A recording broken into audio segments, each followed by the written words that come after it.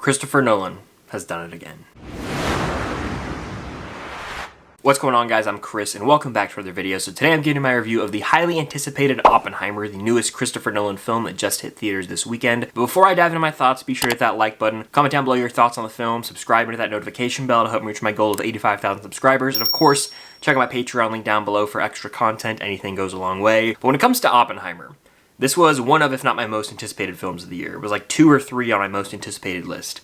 I don't think Christopher Nolan has ever made a bad movie. I'll talk about that a lot in some upcoming content I got coming out. This movie rules in every sense of the word. In fact, I am still thinking about this movie. It's now the morning after, and it has not escaped my mind. It's one of those movies that just consumes you from the opening frame to the moment the credits roll. Like, I'm honestly left speechless. I was in awe with this movie as I watched it, and I'm gonna sit here and gush about this thing the entire time, because just a heads up, I don't have any issues with this movie. This tells the story of J. Robert Oppenheimer and essentially the development of the nuclear bomb, but it goes a lot deeper than just that. Like, on paper, this is a story that could maybe come across as boring to some, but Christopher Nolan's directorial style shines through here, and it makes for one of, if not his most impressive feats. I mean, if not now, when? That's what I'm saying when it comes to him winning the Oscar for Best Director. It's hard to even talk about it, because I just love everything, and I just want to throw everything at the wall. I'll start with some of my favorite aspects of the film, notably the performances. Cillian Murphy plays Oppenheimer, and the way that he's able to portray so many different emotions just through his facial expressions,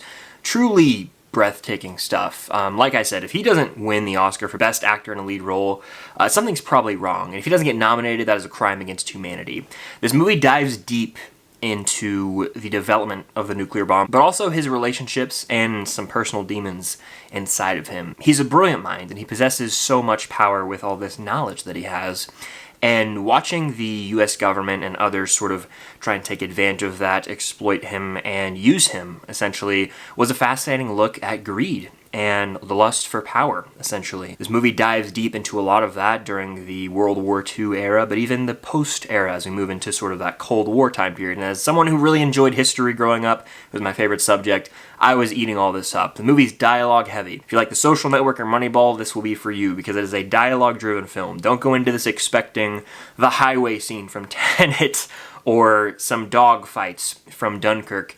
This is a much more grounded film, but it still manages to build and maintain intensity through and through. Just because it's dialogue heavy does not make this movie a bore. It clocks in at 3 hours long, and I kid you not, it feels like a 2-hour movie. That's how you know a movie's good, when it's got that 3-hour runtime and you are checking your time like, wow, this thing's flying by. Now, one of the things I was most excited to see was how they were going to handle sort of the explosion of the bomb, and what context were we going to see it in the film. And when you watch this movie, there's a sequence that obviously builds up to an explosion. I'm not going to tell you when or where or how or why. You just have to watch the movie to find out. But watching the build-up to a bomb being set off is one of the most riveting things I've seen on the big screen in a long time.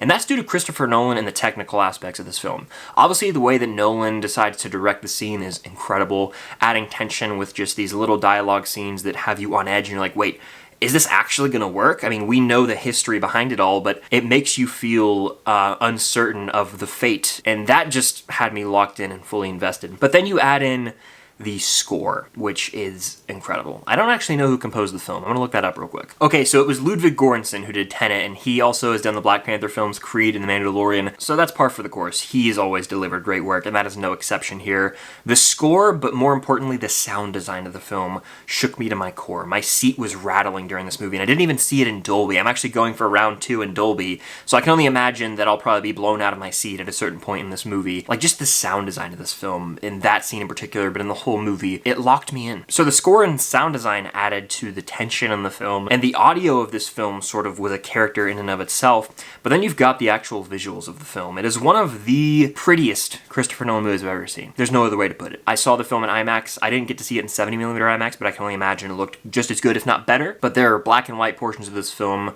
colorized portions of this film, and it didn't matter. It just had that classic look to it. It looked pristine on the big screen, which allowed me to be fully immersed in the story. Now, when it comes down to the performances, I already praised Cillian Murphy. I gotta mention Robert Downey Jr. here. We all know and love him as Iron Man. He's Sherlock Holmes. He got nominated for an Oscar in Tropic Thunder. When it comes down to his performance in Oppenheimer, he should get nominated for Best Supporting Actor. I don't want to reveal too much, but there are moments where his character is filled with this rage. There are moments where just through his eyes and facial expressions you can tell he's got so much hatred and contempt for other characters in the film. And Robert Downey Jr. plays that perfectly. I mean, genuinely, he should be nominated for an Oscar. The same can be said for Emily Blunt.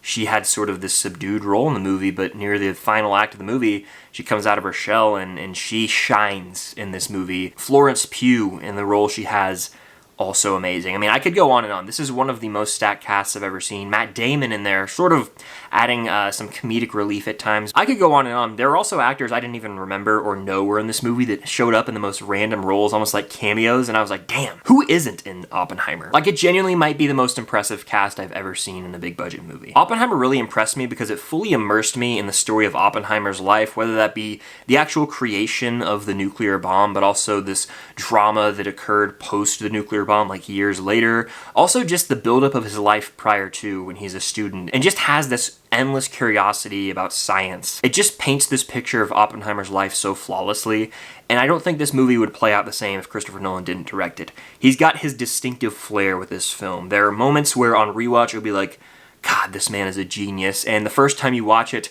at least for me, you know, early on in the film, it might seem a little jumbled at first. That is so quickly resolved, and it's just the classic Christopher Nolan style. I remember the first time I watched Dunkirk or Tenet, I kind of felt the same way. I was like, man, I love that movie, but what's going on here? And wait, what did this scene mean? By the end of the film, Nolan's vision is on full display, and he crafts this thing masterfully. I honestly don't know how he has so much knowledge in his brain. He's one of the greatest directors of our time. This movie solidifies him as arguably the GOAT. And I kid you not, this movie was flawless.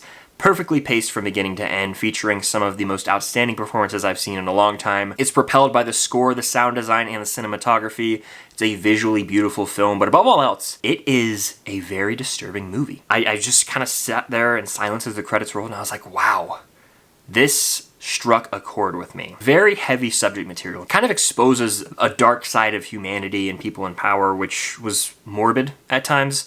There are horrifying elements of this film, visually speaking, that really showed the inner turmoil going through Oppenheimer as he realized, yeah, I was, you know, smart enough to conquer this and sort of lead to the creation of this weapon. But the ramifications of the use of that weapon, who's responsible? Who bears the weight and the blame? That's something that's really tackled in this film, and it was deep, and it kind of exposed this darkness in humanity. And the final moments of this film in particular haven't been able to escape my mind. It's a heavy movie. Nolan had a lot to say here, and everyone brought their A game. Like I mentioned, technical aspects of the film are an achievement, but the performances, the writing, the directing, all around, it is a flawless movie. One of Nolan's best films, if I do say so myself, and if this doesn't get a lot of love at the Oscars, something is seriously wrong. But even if the Oscars completely ignore it, it's still going to go down as one of the better movies of the decade, maybe of all time, years from now. This movie will be revered, and I think that it deserves all the praise. Usually I'm skeptical when I go into a movie of this caliber where there's a lot of early hype and buzz, but I promise you, it will not disappoint. If you're a fan of Christopher Nolan, if you're a fan of anyone involved in this movie, you will thoroughly enjoy Oppenheimer. It is a fantastic movie and one that will not escape my mind anytime soon. I'm already itching to go back and rewatch it and almost have a full grasp of everything I'm witnessing on round two. It's a special, special movie. And there were multiple instances where I had full body chills. Oppenheimer is probably the best film of the year, and Nolan, you've done it again. But those are just my thoughts on Oppenheimer. Let me know in the comments down below your thoughts on this movie. Where does it rank in your Nolan films? And stay tuned for my Nolan ranking coming very soon. Hit that like button, subscribe, and hit that notification bell to help me reach my goal of 85,000 subscribers here on the channel. It means a lot. And check out my Patreon link down below. Any support goes a long way. You get extra content, the Discord server, lots of other stuff over there. But thank you all so much for watching, and until next time, I'll see you guys later.